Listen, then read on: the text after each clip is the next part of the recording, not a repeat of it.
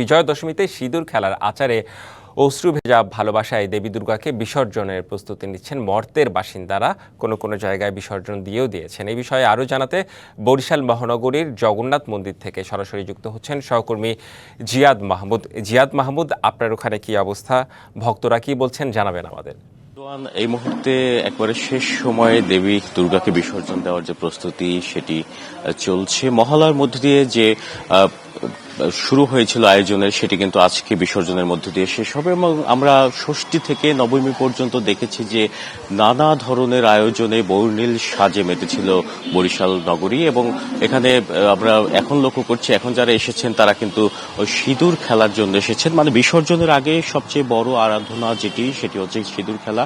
সিঁদুর খেলা কিছুক্ষণের মধ্যে শুরু হবে। তবে আমরা যতদূর জেনেছি রাজধানী সহ বিভিন্ন স্থানে সিঁদুর খেলার যে আয়োজন সেটি কিন্তু শেষ হয়ে গিয়েছে। তবে বরিশাল নগরীর বিভিন্ন স্থানে বিশেষ করে জগন্নাথ মন্দির সহ অন্যান্য মন্দিরগুলোতে এখনো এই আয়োজন বাকি রয়েছে। তো আমরা এখানে যারা এসেছেন তাদের সাথেও কথা বলেছি, তারা বলছেন যে সিঁদুর খেলা এটি আসলে একটি প্রাচীন আচার, দেবী দুর্গার কাছ থেকে আশীর্বাদ নেওয়ার এবং সংসারের সমৃদ্ধি, স্বামীর মঙ্গল কামনা, দীর্ঘায়ু কামনা প্রভৃতি কারণেই কিন্তু তারা এই সিঁদুর খেলার আয়োজন করে থাকেন। এবং এখানে যারা আসছেন তারা বলছেন যে আরো লোকজন সমাগম হলে এখানে সিঁদুর খেলা জমে উঠবে। ঢাক ঢোল বাদ্যি সহ নানা আয়োজনে কিন্তু শেষ আরাধনা সেটি কিন্তু এখানে তারা উপস্থাপন করবেন এবং এরপরে বিসর্জনের জন্য নিয়ে যাওয়া হবে।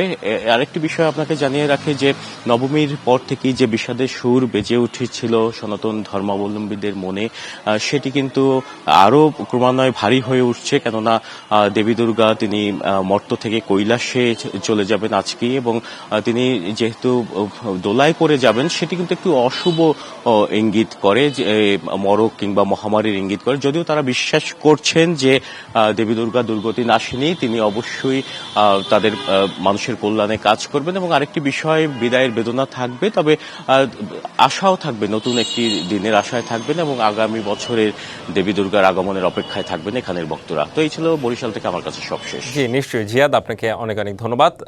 টাঙ্গাইলে আছেন সহকর্মী সোহেল তালুকদার। সোহেল তালুকদার, আপনার কাছে একটু বিজয়া দশমীর কি খবর আছে জানতে চাই, দেখতেও চাই আপনার মাধ্যমে। নায়াসিনামাইড ও স্যালিসাইলিক সমৃদ্ধ লিলি ফেস ওয়াশ যা ফেসের ডেড স্কিন সেল দূর করে দেয় দ্বিগুণ ফাস্টার ব্রাইটেনিং। রেদওয়ান, আপনি দেখতেই পাচ্ছেন যে বিজয়া দশমীর একেবারে শেষ সময়ে যে সনাতন ধর্মাবলম্বী যারা রয়েছেন, ধর্ম অনুসারী, তারা আনন্দ উচ্ছ্বাস করছেন এবং এখন অনেকটা সিঁদুর খেলা যেটি বলি আমরা, সেই সিঁদুর খেলা চলছে। পাশাপাশি যে দেবী রয়েছে তাকে কিন্তু আচার অনুষ্ঠানের মাধ্যমে বিদায় জানানোর সকল প্রস্তুতি কিন্তু তারা নিচ্ছেন। তো কিছুক্ষণের পরে মানে সন্ধ্যা নাগাদ তারা কিন্তু দেবী দুর্গাকে বিসর্জন দিবেন। কিন্তু তার আগে বলে রাখি যে এবারের দেবী দুর্গা যেমনটা হাতির পৃষ্ঠে এসেছেন, পাশাপাশি কিন্তু যাবে দোলনায়। তা হাতির বিষয়টি যেমনটা শুভ, পাশাপাশি কিন্তু দোলনায় যাওয়াটা সেটি কিন্তু অশুভ বার্তা বহন করে।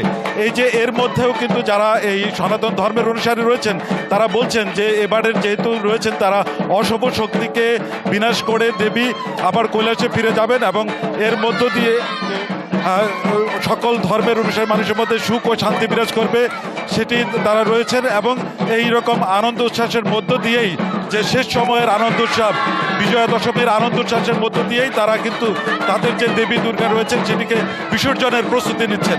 রেদওয়ান, এভাবেই কিন্তু টাঙ্গাইলের প্রায় 1246টি পূজা মণ্ডপেই একই ধরনের আনন্দ উৎসব চলছে। জি সোহেল তালুকদার, আপনার মাধ্যমে আমরা আসলে দর্শকদের দেখাতে পাচ্ছি যে আপনাদের মাধ্যমে দর্শকদের দেখা পাচ্ছি আসলে সারা দেশে বিজয়া দশমীর উৎসব। ধন্যবাদ আপনাকে।